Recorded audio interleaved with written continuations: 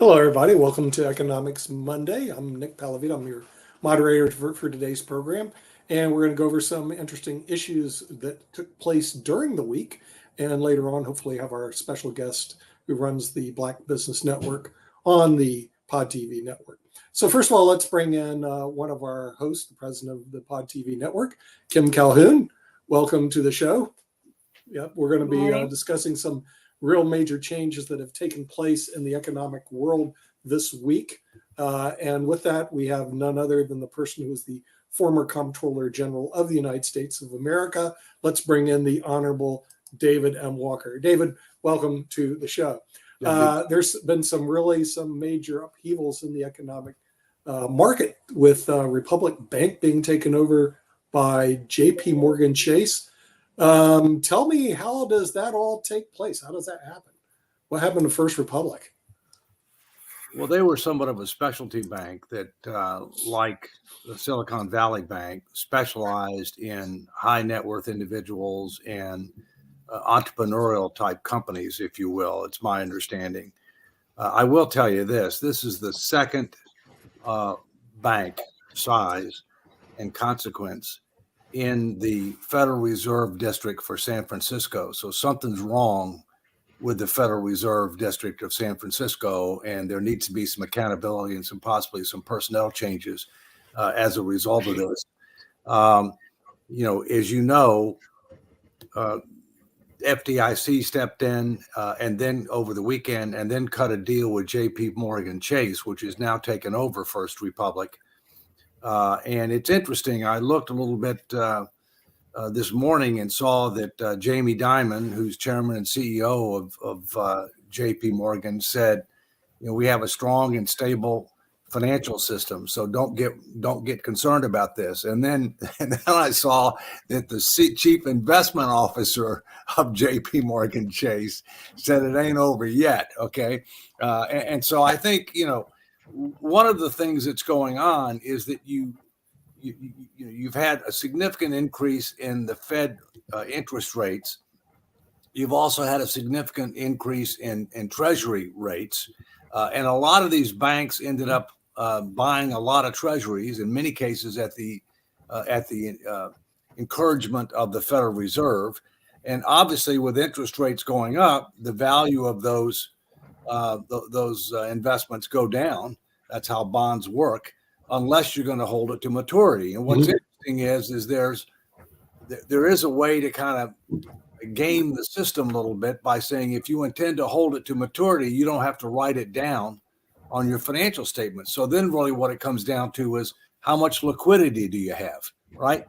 Do you have the ability to meet depositor demands when they decide that they want to withdraw their money? And it's my understanding that $100 billion was withdrawn from First Republic Bank. So there was clearly a run on that bank, and something had to happen to deal with that. So I don't think we're anywhere close to where we were in 2008, 2009 financial system, but we're not out of the woods yet. And so let's see where we go from here.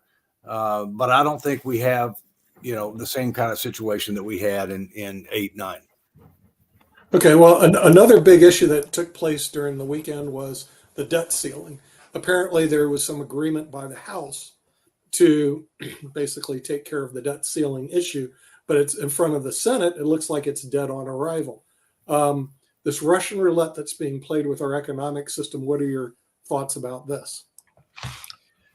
Well, first, the House did pass a comprehensive piece of legislation that, among other things, raises the debt ceiling $1.5 trillion, but it also has a number of other elements to it, significant spending reductions that end up saving an alleged 4.8 trillion over 10 years. I mean, that's real money, but it's significant. Okay, it proposes a number of cuts between 2023 and 2024, and then it proposes to only allow discretionary spending to increase 1% a year going forward for the next 10 years. All right.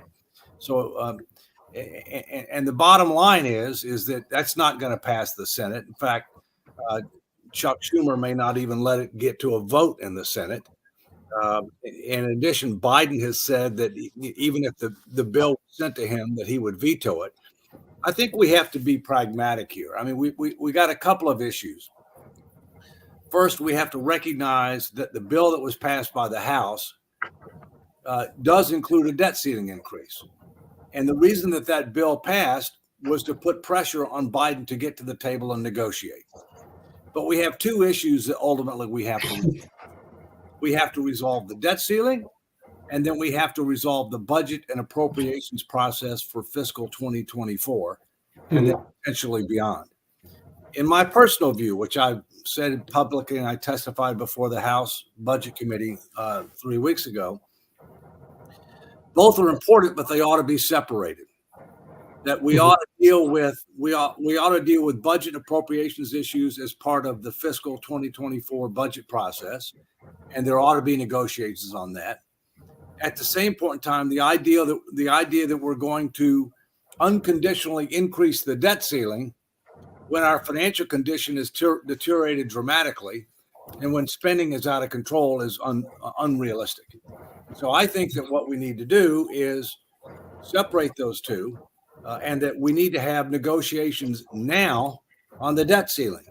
And the kinds of things that we ought to be talking about on the debt ceiling, what I suggested was, rather than dealing with spending levels or appropriations levels, we ought to be dealing with the disease. And the disease is we have a large and growing imbalance between projected spending and projected revenues. Debt GDP is already too high. It's expected to get a lot higher under our current path. So what we need to do as a condition of increasing the debt ceiling is not negotiating over individual spending levels, create a statutory fiscal sustainability commission comprised of capable, credible, and non-conflicted individuals. That by definition means no politicians and no people in organizations that have a clear conflict of interest with regard to what this commission comes up with. The commission would have a year or more to be able to engage the American people through all forms of communication, whether it be social media, television, in-person events, online events, whatever. They would help them understand where we've been, where we are, where we're headed, the fact that we have to make tough choices. That's not optional. We have to. The benefits of acting sooner rather than later, soliciting input on what some of those choices ought to be, and then making a package of recommendations to the Congress that would be guaranteed an up or down vote. The only way that we're going to end up diffusing this ticking bomb is if we engage the American people, we start with the people, and if we set the table with a package of recommendations that will involve tough choices, but trade-offs, so that Congress has cover to make those tough choices. Now, here's what I'm happy about. What I'm happy about, and basically this was part of my testimony before the House Budget Committee 2 weeks ago. The Problem Solvers Caucus, which is supported by No Labels, of which I'm a national co-founder, that's nolabels.org. The Problem Solvers Caucus, which is, I think, 64 members of the House, equally divided between the Republicans and the Democrats, came out about a week ago with a debt ceiling proposal. It is the only bipartisan proposal. It's a 4-point proposal. It basically separates spending from procedural and structural issues, and it includes a recommendation for this fiscal sustainability commission. That's what I call it. I don't know what they're going to call it, but basically it includes that recommendation. So that's the only thing that's out there that's bipartisan, and I think it's a reasonable, logical way to move forward, and hopefully we'll get some traction, and hopefully we can get Biden to the bargaining table because right now the Republicans are the only ones that have done something that directly deals with the debt ceiling. And if it's not acceptable to you, then you need to get to the table and you need to start negotiating. Yep. We're bringing in Shaquille from overseas because he may have a thought on especially China basically trying to get the yuan to supplant the dollar in international trading. What are your thoughts on that, Shaquille? What's going on overseas? Well, I just want to respond to a couple of things that Dave said first, if that's okay. So Dave, look, I don't think the situation domestically in America is as bad as 2007-8, but the whole world economic system, it's looking a bit shaky.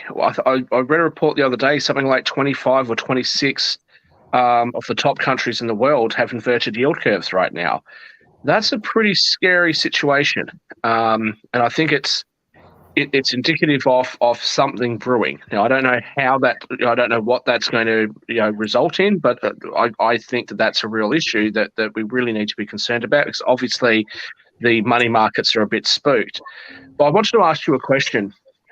I tried to actually watch your testimony. Right. I was limited in what I could say, and I also was a little bit limited for time. But it just seems to me, and I'm not picking on America. I think this is politics all over the place. It seems to me that people that come up with really good and sensible ideas are normally ignored. And I would be fearful in the United States that Republicans might talk a big game as much as they want to right now, but it's not really in their interests to make sure this situation's fixed.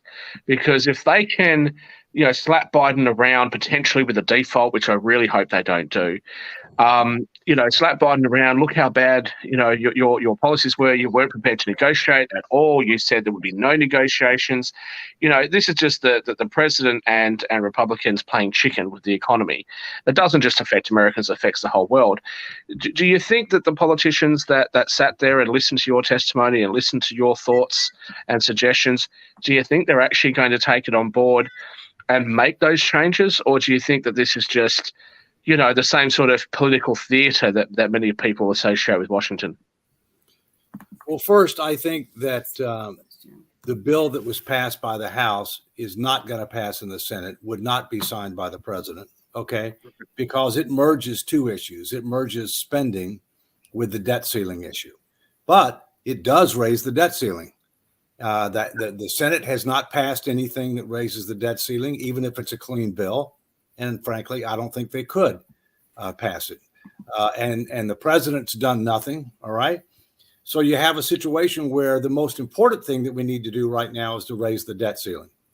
But given the current financial condition and the deteriorating fiscal outlook for the country, I think the idea of actually having a condition that doesn't deal with current spending levels and things of that nature, but deals with let's do something that will help us treat the disease, the large and growing imbalance. And so I'm somewhat hopeful, because you may not have been on the call, Shaquille, but the Problem Solvers Caucus, which is see it. Right. Okay, good. Well, that's a bipartisan proposal. Okay. And in order for them to come up with that proposal, they had to get 75% support among their caucus, which is bipartisan.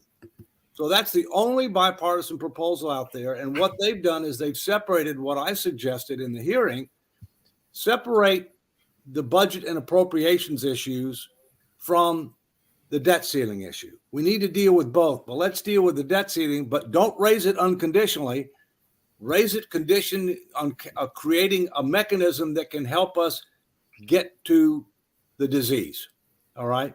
And you also know that I'm for, a fiscal sustainability amendment that focuses on debt to GDP. And it would be great if we could get some movement on that as well. But I think it's much more likely that you're going to get movement on some type of a commission, first before you go there. But ultimately, we're going to have to go there. Well, Dave, if I was American, or if I could bring you to the countries that I'm a citizen of, I'd be one of your biggest supporters. I am one of your biggest supporters, but I love your passion and the sense that you bring to the table. I guess I'm a little disillusioned by politicians and by what they seem to want to do, which is just to try to force through issues based on crises that they actually create. To Nick, to your question, and I'll probably relate this, go back to Dave on this. I'm not actually that concerned about the yuan specifically displacing the US dollar.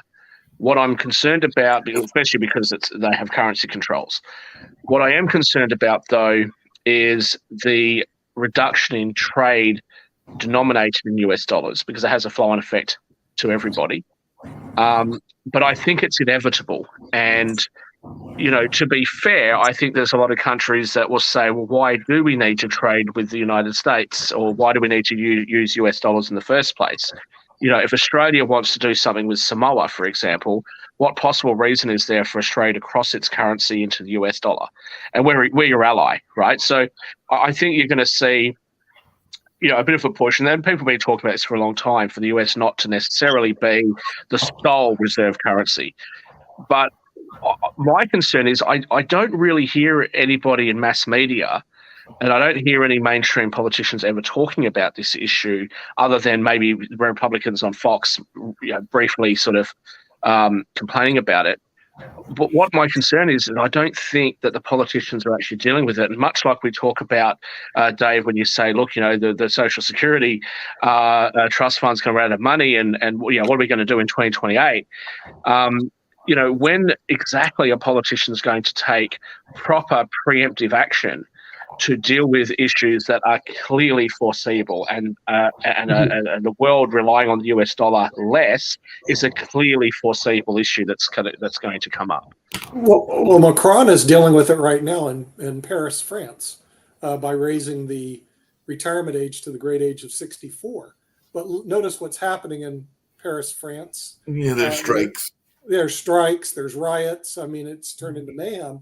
I think what you're seeing is how America plans on solving its Social Security and Medicare crisis. That what will happen is once they run out of money, then they're going to announce to the American public, we're run out of money. Hey, Let me jump in here. Yeah, I figured you should jump in on that one. You need to recognize that a vast majority of politicians and a vast majority of our media are lag indicators. Mm-hmm. They're not leaders, they're laggards. Right. They are focusing on things based upon things that happen and reacting to the things that happen, rather than looking ahead and trying to take affirmative steps to deal with, to capitalize on opportunities and mitigate risk. All right. And the perfect example of that is the nation's finances, the changing alliances in the world wanting to move away from the dollar. I don't think we're ever going to lose reserve currency status. I do think we're going to lose market share with regard to trade and with regard to reserve currency. And that has an implication, okay, on cost of capital, on the advantages we have on trade, on the ability to impose sanctions, et cetera. I think that's real. And as you know, Shaquille, that's in the book. It's in the book. Let me give an example. Of demagoguery on Social Security. As you know, I used to be a trustee of Social Security and Medicare. The latest report that came out says that Social Security trust fund goes to zero in 2034. Well, they'll never allow that to happen, because if that happens, tens of millions of Americans will have their checks cut by 20+%, at least 20% immediately across the board, right? So my argument is, you've already got Biden and Trump have come out saying, I'm not going to touch Social Security. So my reaction to that is, okay, you're for a 20% plus cut in Social Security benefits. Maybe down the road, but that's what you're for, because if you do nothing, that's what happens. And by the way, in 1983, the last time we reformed Social Security, it was within weeks of the trust fund going to zero. That would not be equitable. It would not be politically feasible. So they acted because they had to act. But again, it comes back to where I started. Most politicians are laggards, not leaders. And most of the news is reacting to things that have happened rather than people to look ahead and anticipate and take and take actions in advance to either capitalize on opportunities and or mitigate risk. I'm sorry. Go ahead. Hey, David, I got a quick question for you. And it's actually based on an event that was going on last week and everything. And it's something that I learned that actually somewhat startled me. And I'd love to hear your thoughts around it and all in that space. Because, there is other newer currencies that are out there, that whole crypto world and all in that space. And it seems to me that there are certain parts of society that might be falling into the notion of what used to be called fool's gold and all in that space. Because what I have learned, and I did not know until recently, is that the percentage, and Shaquille's going to love this one because it's me actually bringing negative light to the minority community, but the percentage of folks that are minorities that are getting involved in cryptocurrency are actually much greater than the population and all in that space. So just wanted your thoughts around that. Is that something that those communities need to be worried about? Because apparently that is a part of the society that is flocking to crypto. Same thing with regard to the lottery, isn't it, Mark? Yep. Is it there disproportionate participation in the lottery by minority communities? Yes, there is. Yeah. I mean, what I will tell you that when it gets to be $1 billion, I buy a lotto ticket. But if it doesn't get to be $1 billion, I don't buy a lotto ticket because I know what the odds are. Same thing for Vegas. I don't bet in Vegas because I know how they were able to build those billions of dollars worth of infrastructure. The house has an advantage. But let me, Shaquille, Well, I'm somebody who's I think now on my 14th life ban from the casinos, so I can tell you they're beatable, but most people are not going to beat them. Look, I'll just say, I think you're right. You're not going to lose reserve status as such, but look, when the euro really became a thing, that in part displaced US dollar. Right. And for obvious reasons, because people in that region are obviously going to cross the currency with the euro instead of the US. The BRICS nations, we can be concerned about what they're going to do, but at the end of the day, they are doing what I think is in their best interest, which is logical. I've long said that the Belt and Road Initiative from China is a really good idea for China, and the way that we should respond to that is not to attack China.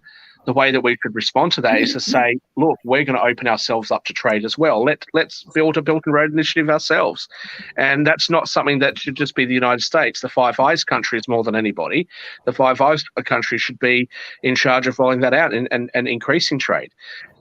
There's some competing interests. Donald Trump, for example, talks about, is a populist, talks about bringing manufacturing back to the United States. But if you do that, of course, are you not going to buy from those poorer countries because that's their only way to improve their lot in life? So, these issues get complicated very quickly.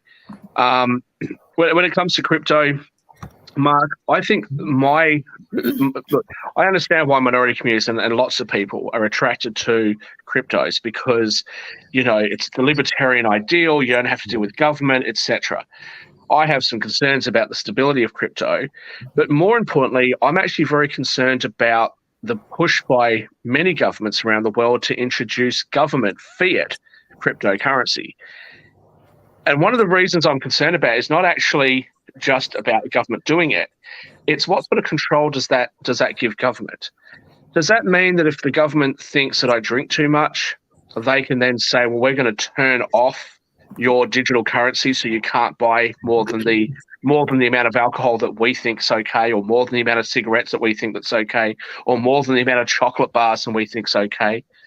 I don't want government to have that sort of power. And the response I often hear from people is, well, there'll be rules against government doing that. But if there's a rule, it means the rule can be broken. And as many of us, and I think many people who aren't into politics experienced during COVID, a lot of people don't realize how much power the government has and what they can do if they deem something to be an emergency. We saw in Cyprus that they did a bail-in with their banks. What is to stop the United States federal government? And I know there might be some constitutional reasons against this, but what's to stop the United States federal government from simply saying, okay, look, the finance sector's in peril, we're just going to do a bail-in with your digital currency. Or Social Security is running out of money, we're just going to do a bail-in. These sorts of things But Shaquille, lessen the amount of trust that people have in these institutions. Shaquille, that's part of what I'm hearing is that, and I don't know, Dave would know better than I would because he's been involved in that part of the government. But it is my understanding that there are forces within the U.S. government that are literally looking at a U.S. digital coin, and I don't know how I feel about that, but that is what I'm hearing. That they are literally looking at a That's US exactly digital the point. coin. But that's exactly the point that I'm making. Yeah. So that would mean that somebody could turn on or turn off. The government could turn on or turn off your money, or could create and delete it. Just, you know, if you're, I mean, look what happened. Look what happened up in Canada, for example, with the truckers, right? Prime Minister Trudeau froze everyone's bank accounts. What if he had the ability to just penalise people involved in that by reducing the amount of digital currency that they held? I mean, the amount of power that you'd be handing to government, I really think, especially for the United States, which is a country founded on the belief that you shouldn't trust government and you should limit its power, giving government the ability to issue digital currency, I think, gives government an enormous amount of power that they shouldn't have. From a personal standpoint, I'm strongly against a digital currency issued by the government. There's two dimensions. One dimension is, do you want government to know everything you're doing? Right. I mean, to the extent that it involves exchange for value, I mean, they would know everything, right? Okay. But secondly, it also would give them the ability to be able to turn on or turn off or otherwise control what you're doing. And if anything, government's already gone beyond where there should be. All right. When we're talking about the government, David, what incentivizes the media and politicians to stay away from the Social Security Trust Fund going to zero? They stay away from the issue of Medicare coming insolvent. Why is this removed from the table when it should be number one on the table between the media and our politicians? Why is it that they will not discuss these issues, David? Several reasons. Number one, because they're laggards rather than leaders. Okay. Number two, because of the thinking that they're the third rail of politics, that they're so popular that you can't touch them or else you might not be able to be reelected. Thirdly, because you have both of the political parties try to demagogue on it. I don't know if you've seen some of the ads where Trump has got ads attacking DeSantis, saying he voted 3 times to cut security. All right, and we have 3 maladies with regard to politics: myopia, which is short-sightedness. Okay, tunnel vision, just looking at one issue at a time without understanding the collateral impact, the domino effects. You make a change here, it's going to have an impact elsewhere. And thirdly, self-interest. And self-interest for politicians is they want to keep their job, right? So the combination of short-sightedness, tunnel vision, self-interest is this, all right? Which means you don't end up addressing large known and growing problems until you reach crisis proportions. And then when you reach crisis proportions, that gives you cover to act. But many times you act without adequate due diligence, without adequate controls, and you don't actually solve the problem, okay? And for Social Security, the next time that we go at it, and we ought to go at it much sooner rather than later, is we need to consider demographics. The last time that they reformed Social Security, they did not adequately consider demographics. The fact that we're having fewer and fewer workers support a growing elderly population, all right? When I was born in 1951, there were 16 people working for every person drawing Social Security. Today, it's a little bit less than 3 to 1. And within 10 years, it's going to be about 2 to 1. Well, demographics are destiny. Run the numbers on that. Okay. I mean, well, why is Can I just say a couple of things? I'll just add a couple of things to Dave's answer, if that's all right. Also, I think it's easier for the media to distract people by things that aren't really that important. The trans issues, Dylan Mulvaney being on Bud Light has been a huge story. Tucker Carlson and Dom Lemon leaving Fox and CNN, massive big stories. Does this really impact people's lives? No. But so it's easier to talk about those sorts of things. But another important issue, I think, is if Dave, for example, was setting up a company and he said, or was running some sort of agency and said, Shaquille, I really like your opinions and your insight on things. I'd like you to be an advisor to us. That wouldn't give me the ability to go and just do whatever I wanted. That would only give me the ability to give him my opinion and for him to judge that opinion and decide what parts of it he likes and what parts he's going to disregard. But the politicians, and again, this is not just in America, the politicians are rarely writing the bills themselves. They're rarely even meeting with lobbyists other than at those, state dinners and things like that. But all their minions are, all the people that work there, the staffers, they're the ones that are actually making all these decisions, and we don't know what their names are. These people are just going around doing all this stuff, and so, they're just responding to what they're hearing, what their staffers are telling them. This is in my view, this is not how government should be operating. But why isn't Shaquille, why isn't the fourth estate, which is the media, why are they being complicit in the area of not addressing the three major problems that we have economically, which is Social Security going broke, Medicare going broke, and the United States being broke? Why is it that the media ignores this area? When their duty and responsibility to disclose these facts to the American public, since the politicians won't do it? Because much of the media has become part of the problem rather than part of the solution. Much of the media has become ideological and partisan. When you look on television, what I expect to get and what we don't get is, give me the facts, all right? And then if you want to give me your opinion, that's okay. But ideally, what I'd like is the facts. And then I'd like you to have a panel of people with different opinions and comments based upon the facts. But everybody shouldn't be allowed to have their own facts, right? Or you shouldn't be allowed to, I'm only going to talk about the positives. I'm not going to mention the negatives. Or I'm only going to talk about the negatives and I'm not going to talk about the positives, right? The lack of contextual sophistication. So the media is part of the problem. The media is not educating. I talk about there's too many fact-free zones. I mean, it's all opinion, okay?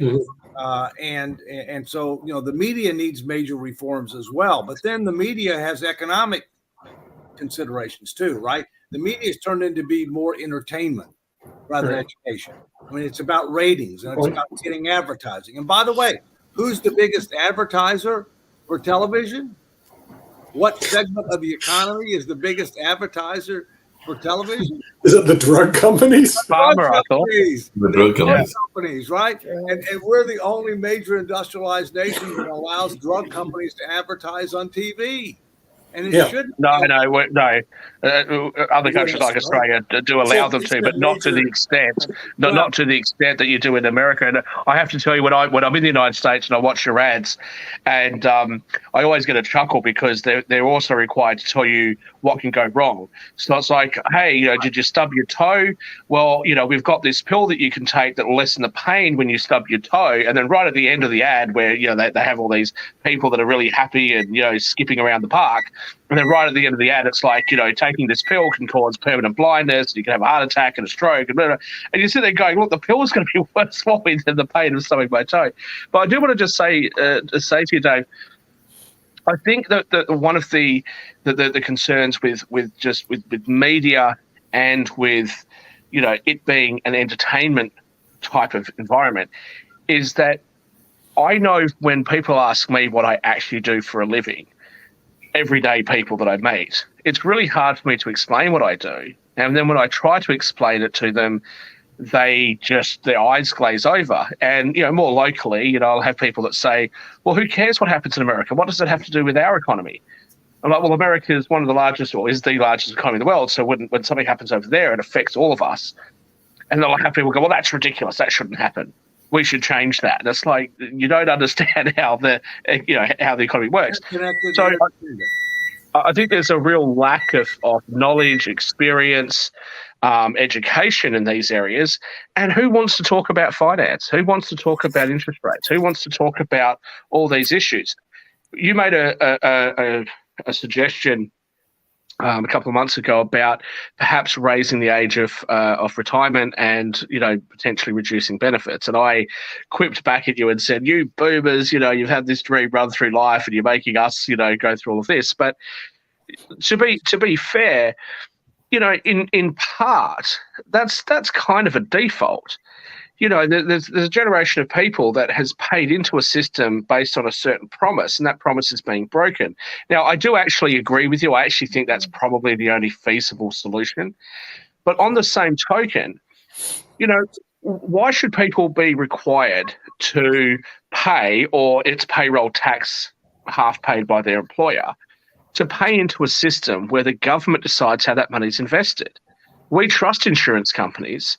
We trust pension fund companies, superannuation fund companies in Australia, for example. All over the world, these sorts of companies invest money on behalf of the people who are putting their retirement savings into them.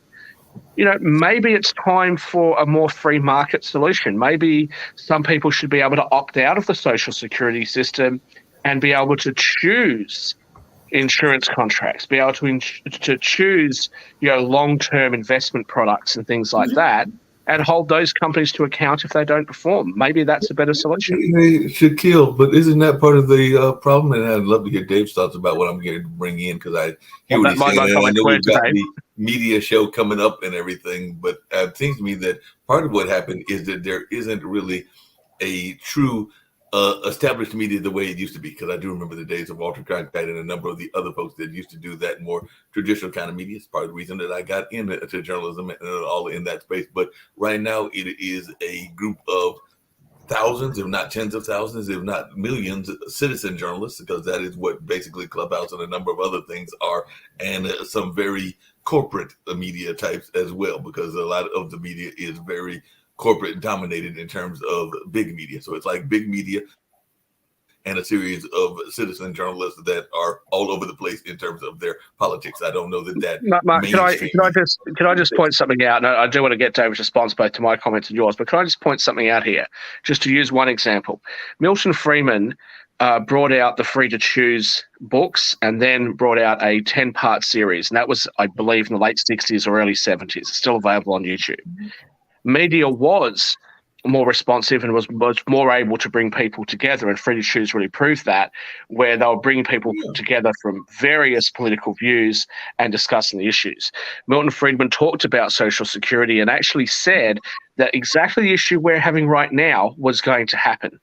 So even with a more honest or more balanced and fair media, these problems still happened. And I believe it's because of the aloofness and apathy of the public and the lack of care and leadership by politicians.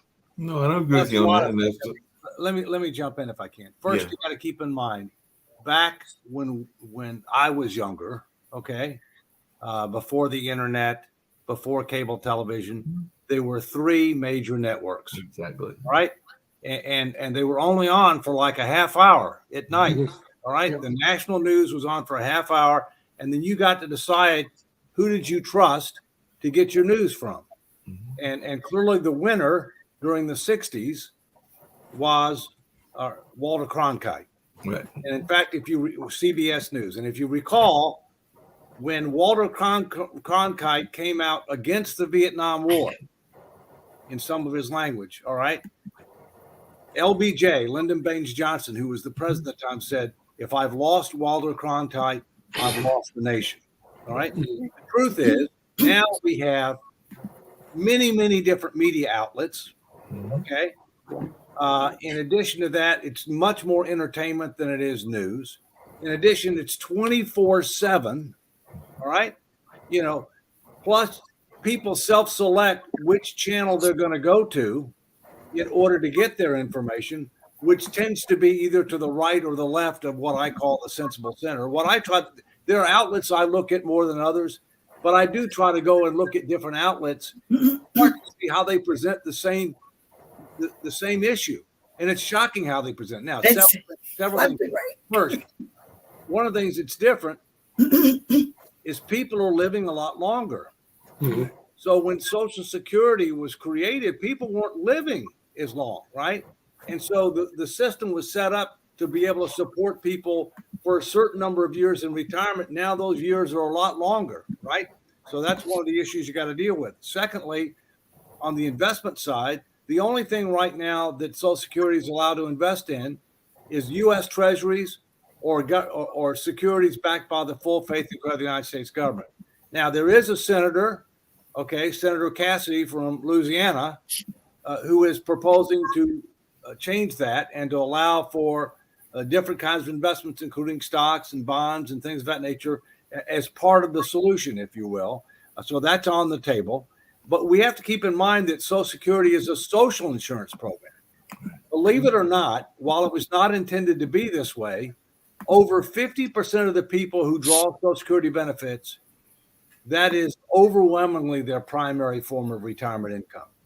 Because we were supposed to have Social Security, private pensions, which includes DB and DC, personal savings, but most people don't have it. Okay, and so one of the elements of Social Security reform is not only to try to gradually increase the normal retirement age over a number of years in the future, which we've already done once. Okay, we've gone from 65 to 67.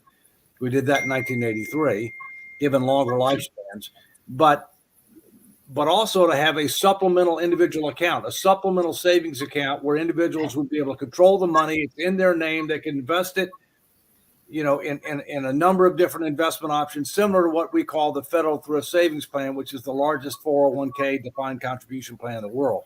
It's for federal government workers and retirees. So, but keep in mind, last thing on this, George Walker Bush, 43, the younger Bush who was president. He and Dick Cheney wanted to reform Social Security, and they wanted to convert it from a defined benefit to a defined contribution arrangement. And the popularity for their proposed approach was less after doing a number of public events than before they started. And why is that? The reason being is because they forgot the second word in Social Security. It's not opportunity, it's security. Dave, let me just say a couple of things there. Of course, defined contribution. The problem is that the majority of people are not wealthy, and so wealthier people would benefit from it more. But I think there's something to be said for if a government-run program is allowed to invest in stocks, etc., and those investments don't work out, who do I'm not American, but if I was, who do I hold accountable for that? Why shouldn't I be able to choose, a hedge fund manager or, a banker or, whoever, my stockbroker or whatever, under even government-defined rules? One of the issues that I see with the proposal that's happening in the United States, and it's a similar issue to what we're experiencing in Australia, except we have superannuation instead of Social Security. One of the issues that I see there is, and I'm not trying to pick on the boomers as I often do, but the boomers had a pretty good run. They generally had less children than their parents. Okay, those children are Gen Xers and millennials generally. We're going to fix this problem for right now to try to make sure that people, as they grow older, have got enough money to be able to survive. But millennials and Gen Zs are not getting married as much as they used to. Birth rates have dropped substantially. What are they going to do? I'm almost 40. So in 25 or 27, or if the age goes up in 30 years' time when I'm 70, who am I going to rely on? I don't have any children at all. I hope God blesses me with them one day, but I don't have any children at all. And many people in my age don't. They want them, but they just, for whatever reason, haven't had them. So who do we rely on? What's our program?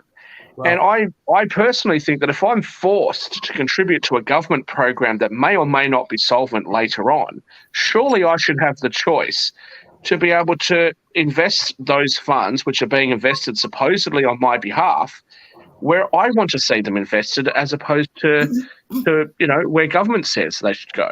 Well, the U.S. has an advantage that many other countries don't have, and that is immigration. People from all over the world want to come to the United States. And we have a real border security problem now, and we need comprehensive immigration reform. But you're right, Shaquille, that the average number of children that my generation had was less than the average number from the generation prior to that. And the average number for my kids' generation is going to be less than my generation. And demographics are destiny. And the way you have to make that up is through immigration. Okay. But we need to dramatically reform our immigration policy to recognize that we're in a global Olympics, and that right now we have a very low unemployment rate, even though we've only got 1.1% GDP growth. But the problem is we have a skills gap.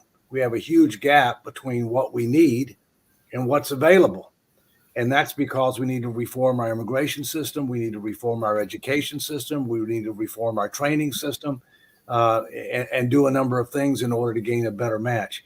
But we do have an advantage that other countries don't have, and that is people want to come here. And well, Dave, if I can say, when it comes to immigration, Australia, people want to move to Australia. We're a very desirable country. New Zealand is, Canada is, the UK is. So the United States is not totally unique. no, it's not the only one. In raw numbers, you guys bring more people in. But let's talk about immigration for a moment. One of the reasons that people are deferring getting married, and certainly when I was in my 20s, when I wanted to have children in my mid to late 20s, I was afraid I couldn't afford it. I couldn't afford to buy a house. I wanted to have a house. I wanted to have some stability. I wanted to have a backyard for the kids to play in. I was worried that I just couldn't afford it. And what we're seeing now is some of the solutions that make sense. When people talk about immigration reform in the United States, especially on the right, they talk about, we want skilled workers. We want the best of the best. But if you only bring in skilled workers, and if you have mass immigration anyway, that drives up the price of housing. That lessens the job opportunities that are available. And it makes it even harder for the next generation down to actually get ahead. Now, I'm certainly not against immigration. My mother immigrated to Australia. I'm very grateful that she did. And the opportunities that I've had have been fantastic. But, the idea that all these sorts of solutions are going to be solutions for the current generation that's aging through the system into retirement now doesn't really address what we're going to do in 20 or 30 years. And I'm fearful that what the politicians are going to do when push comes to shove is to kick the can down the road for another generation to have to deal with. And I think just from a general, point of fairness, I think our generation is not getting the same opportunities as the generation before us. Well, as I told you that most politicians are laggards rather than leaders, and they're not looking ahead. They're not seeing the trends, the challenges, the opportunities, taking affirmative steps. But understand, when I say immigration, I mean comprehensive. Comprehensive means temporary work permits. It means pathway to legal status. It means pathway to citizenship. It means relooking at the base, how many and the type of people that you want. So, I'm talking about comprehensive. I'm not just talking about one little piece, if you will. But you also have to secure the border. We clearly don't have a secure border right now, and that's causing issues, if you will. And I want to add something to that. I think that the Social Security funds did get a little bit misused over the years, and we did fund a lot of students with Social Security who came over from other countries, and their parents never paid into it, nor did they pay into it after they graduated and either returned home or stayed in this country and took our jobs away from us. So I personally think that, David's right. We need to nail down a little bit of some of the immigration issues. But I truly believe that our Social Security funds were misappropriated to people who never paid into the system to begin with. And we need to get a handle on that. While we're getting a handle on that, can we get a handle on some of the corporations as well? Because they're part of the problem that exists is if we're talking about skilled labor versus non-skilled labor. Yeah, there are a lot of doctors and engineers that come in and get that training and then go back to their country as to what you're referring to. Exactly. And there are also a lot of folks that get jobs that are considered manual labor or construction kind of labor, and the corporations know that some of those folks are illegal or that they are not, but it is serving them in their best interest to keep them in that environment. So it's like a form of indentured. But let's say on And that our point, students, the Americans who paid our taxes, our kids have a huge student debt to pay, while other kids got it for free from other countries, and they could take our jobs away from us because they could work for less. Keep in So I mind, agree with you. on that point, you Ken, have to sorry, pay 10 years. Pardon me 1 second, Shaquille. I'll come right to you. Just to clarify a point. You have to pay into Social Security for 10 years before you're eligible for benefits. Right. 10 years. Right. Okay. Just on that point, though, in relation to foreigners, I think I've made it very clear over the years that I absolutely love and adore and mostly respect the United States. I really do. If somebody was to say to me, "Hey, I can wave a magic wand right now and give you American citizenship," I would be hesitant. I would be really hesitant. And the primary reason why is because it would complicate my tax situation immensely. And there again is an unfairness within the US system, which I'm really surprised isn't talked about more. And that is, if I go and purchase property in the United States, which there's no restriction on, and I don't even need to have anything other than a visitor visa to do it, if I purchase property in the United States and I make a profit, or even if I'm running a business or I'm the shareholder or the owner of a business in the United States and I'm making a profit, I'm not going to be taxed the same way as an American citizen would. So based on that, why would I become a citizen? Why would I want to have a green card? We've talked about this before backstage. For me personally, a business visa into the United States is the best possible thing I could get, because it would allow me to pay taxes in America on my US source income and leave the rest of my income alone. And if I have a closer connection exemption to another country, I'm going to be exempt from US taxes on things like capital gains.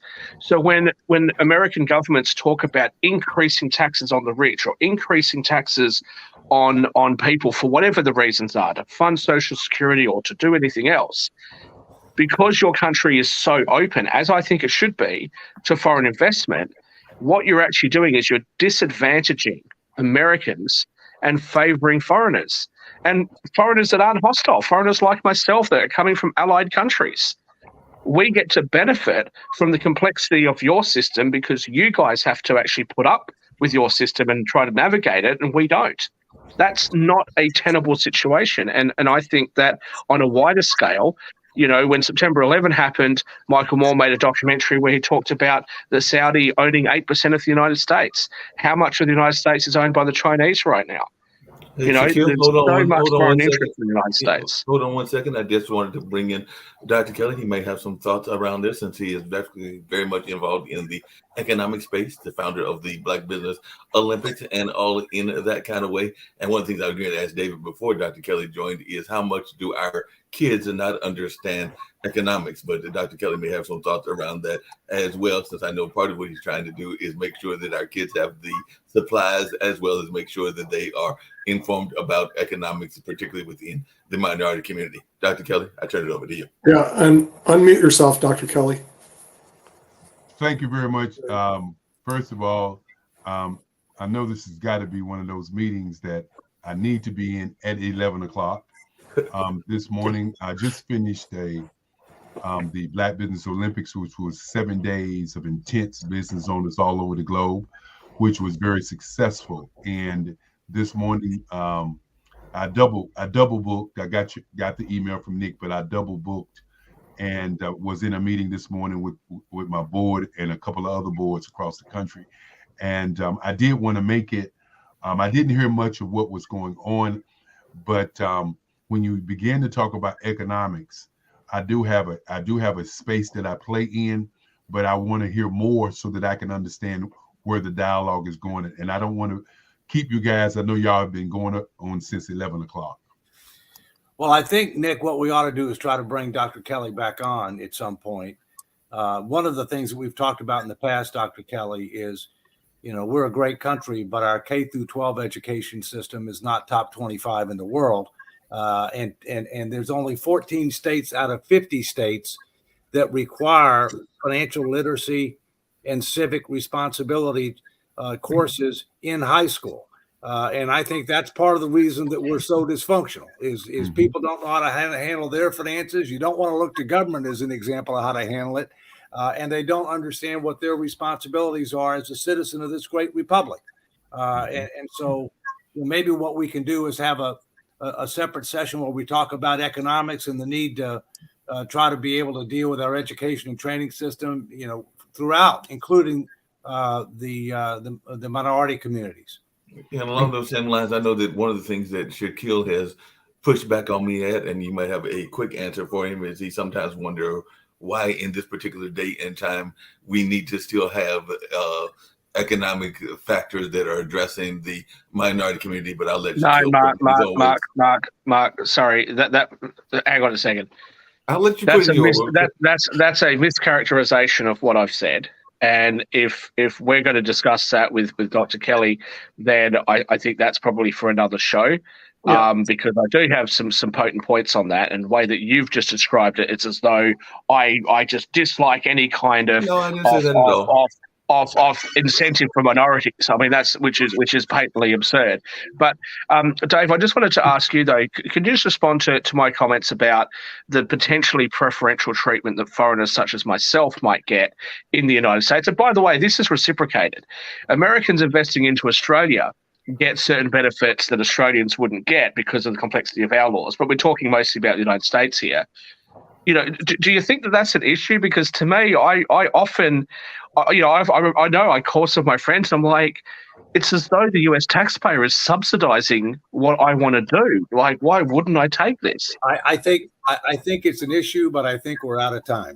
I would agree. We're out of time, unfortunately. We would like to thank our viewers around the world and thank the Honorable David M. Walker, the former Comptroller General of the United States. And what we're going to do is get a future session, because I know that Dr. Kelly is running the Black Business Expo around the whole world, and we'll get a future session with him. But we want to thank our viewers, and we'll see you next week on Economics with the Honorable David M. Walker. Take care. Bye-bye.